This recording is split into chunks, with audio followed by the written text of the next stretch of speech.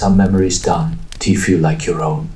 They arrive in fragments, a flash of color, a melody you can almost hum, a face you recognize, but can place. And the worst part is, you can never be sure if they were real, or if something planted them there. I was 4 years old in 1971, when I first saw the pirate show. My mother would leave me in front of the television every afternoon at 4 while she made dinner. Channel 58. I don't know why I remember the channel number after all these years, but I do. I remember the static clearing, and then the opening jingle. A Calliope tune that sounded like a carnival held underwater. The screen would fade in from black, and there it was. Candle Cove. It was a puppet show. A little girl named Janice would imagine herself friends with a group of pirates. The main pirate was called Percy. Pirate Percy. He was a marionette, but not the kind you see in a nice theater. His head was made from an old porcelain baby doll, the kind your grandmother would keep on a shelf. It didn't match his body. It looked like someone had scavenged parts from different toys and stitched them together in a hurry. And the pirate ship, the laughingstock. The bow of the ship was a wooden face with the lower jaw submerged in the water. It looked like it was swallowing the sea.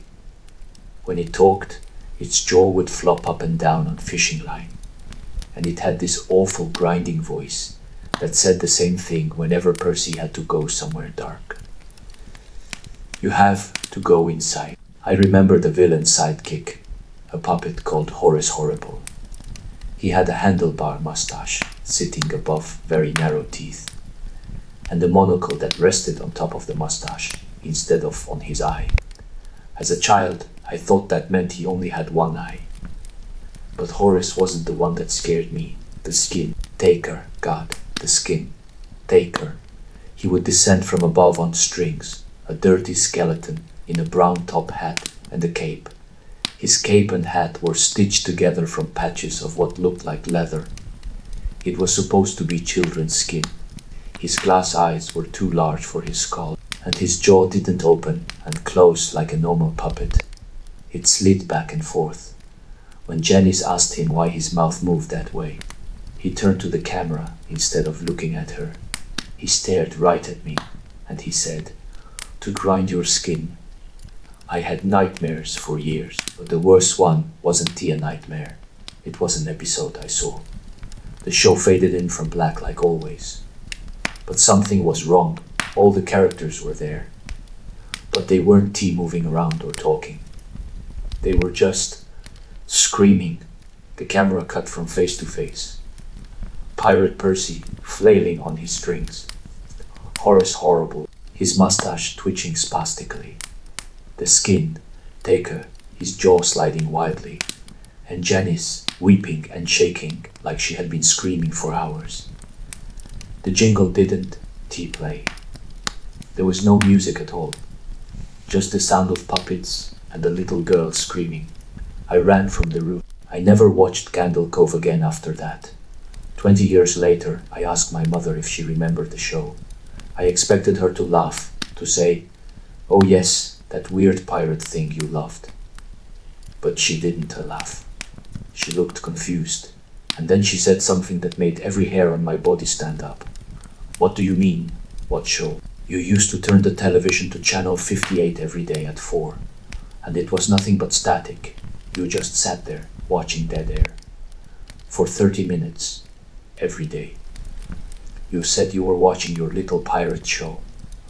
I don't know what I was watching. I don't know how dozens of people across the country remember the same puppets, the same jingle, the same impossible episode.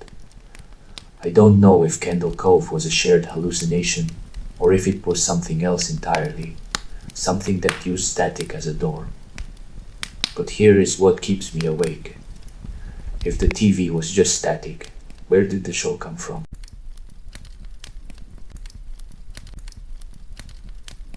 The year was 1999.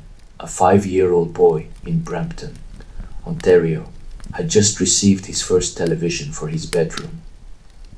It was an old set with rabbit, ear antennas, and only 20 channels. His favorite show was Pokemon, but Pokemon wasn't on any of those channels. One afternoon, flipping through the dial out of boredom, the boy pressed channel 21, a channel that shouldn't have existed. The screen flickered and an image appeared. Caledon Local 21, a public access station broadcasting from Caledon, Ontario, a small town just outside the city, shot on a camcorder with bad lighting. But the boy didn't care. It was something to watch. The station, his main program, was called Mr. Bear, his Cellar. It starred a man in a dirty, moth-eaten bear costume. His eyes were two polished black buttons that never blinked. Every episode, a child would come to visit him. They would play games, checkers, hide and seek. The bear would sing songs, though the words were always muffled by the thick rubber mask. At first, the show seemed harmless, strange but harmless. But as the episodes progressed through the summer of 1999, something changed. In one episode, a boy around 12 years old began arguing with Mr. Bear. The boy said his sister needed to go home, that it was getting late. The muffled voice from inside the bear mask responded with words the 5-year-old watching at home had never heard on television before. "Get the fuck out. You are not invited." The bear lunged at the boy. The camera cut to static. That August, Channel 21 ran the same episode on a loop, 5 hours a day for an entire month. Mr. Bear sitting in his chair, speaking directly to the camera. "Hello kids, do you want to visit my cellar? Write me a letter at this address." And children did, including the 5-year-old boy. He wrote a letter in his best handwriting. "I want to meet Mr. Bear." His father mailed it. A week later, a letter came back. Handwritten, personal. It thanked the boy for writing and invited him to a house in Caledon. It promised games, movies, and camping in the woods. His father, thinking it was a legitimate children's show, agreed to take him. When they arrived at the address, the house was surrounded by police. An officer met them at the door. He looked at the letter in the boy's hand. "Oh God," he muttered. The man who played Mr. Bear had fled the night before, days before the police were scheduled to move in. In the forest behind the house, they found a 15 by 15-foot pit. Inside were the charred remains of 16 children. The youngest was 4, the oldest 13. The boy didn't learn the full truth until he was older, much older. When he was 20, a retired officer showed him the tapes that had been seized from the house. The final episodes of Mr. Bear, a Cellar. Episode 30. The bear stands in the forest at dusk, the camera in his paw. "Today I will be delivering my friends to a faraway land," he says. Behind him, an ATV with a trailer. 7 children, unconscious. He carries each one to the edge of the pit and drops them in. Then he pans the camera to a row of gasoline canisters. Episode 31, Night. The pit is full of fire. Shapes move inside it, flailing, fluttering. The camera adjusts and burning flesh. The former child, old man, watched the tape in a police evidence room. He realized, sitting in that chair, that he had been one letter away from being in that pit. The man who wore the bear suit was never found. Some say he moved to another city. Some say he still lives in the storm drains near the forest. And sometimes, late at night, on old televisions tuned to channels that don't exist. Mr. Bear is still inviting children to his cellar.